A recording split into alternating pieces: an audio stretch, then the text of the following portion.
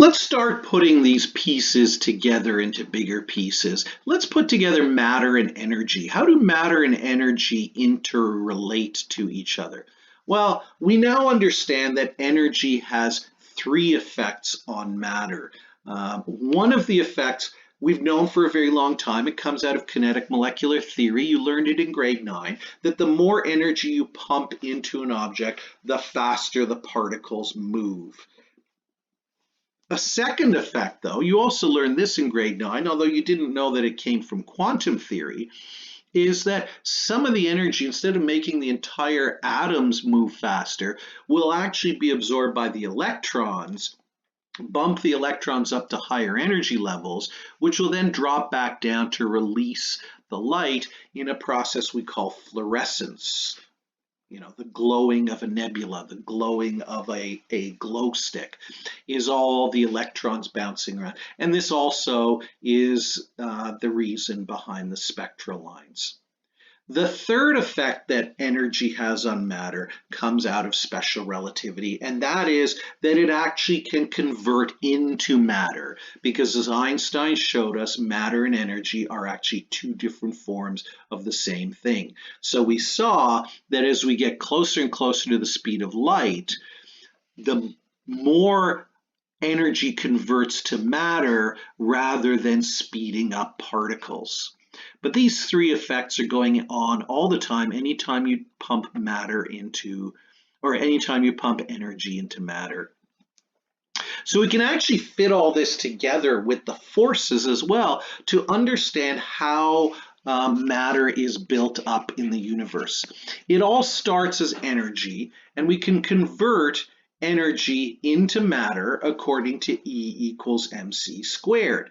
This is where matter comes from. It comes from pure energy. What kind of matter do you get? Well, you get the fundamental particles. You get teeny, teeny, teeny, tiny little electrons, and even teeny, teeny, teeny, tinier little neutrons. The symbol for a neutrino, not a neutron, a neutrino. The symbol for a neutrino is the Greek letter nu. It looks like a stylized V. And these two particles together belong to that class of particles called leptons. The other kind of particle you make that are much bigger are the quarks, the most important ones being the up and the down quark. So this is all special relativity here. Now, what happens with the quarks? Well, the quarks get held together by the nuclear strong force into bundles of 3. The strong force is so strong that in fact there are no free quarks in the universe today as far as we can tell. Every single quark has been attracted to other quarks to form larger particles like protons and neutrons, what we call the nucleons. So the 2 up quarks and the down quark make our proton, and the 1 up quark and the 2 down quarks make the neutron.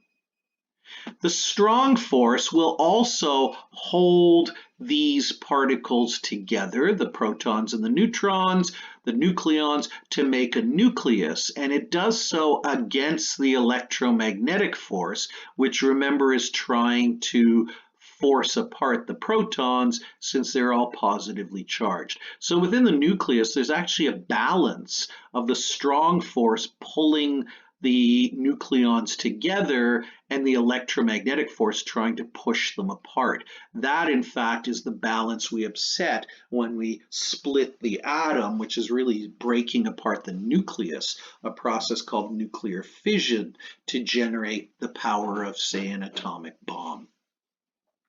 And then what happens? Then the electromagnetic force pulls together the atomic nuclei and electrons to create entire atoms. And from there, then, the atoms get held together into larger and larger particles called molecules. And when you have enough molecules, you build up enough mass, then the gravitational force can pull them together to create very large objects like planets and stars. Now, one more piece we're going to add in that we're going to use in this puzzle is something we've already talked about, the nebular theory. Remember, the nebular theory says that the solar system, including the sun, which is what we're going to look at in detail today, formed about 5 billion years ago from a cloud of gas and dust in space, mostly hydrogen, almost all hydrogen, and that it contracted due to gravity, and as it contracted, it heated up, and the center became the proto-sun, and then lit up and became the sun, and the planets formed by accretion in the outer parts of the protoplanetary disk. What we're going to do is we're going to zoom in and we're going to see what processes actually went into turning nebular material from a protostar into a full-fledged star that we see today up in the sky.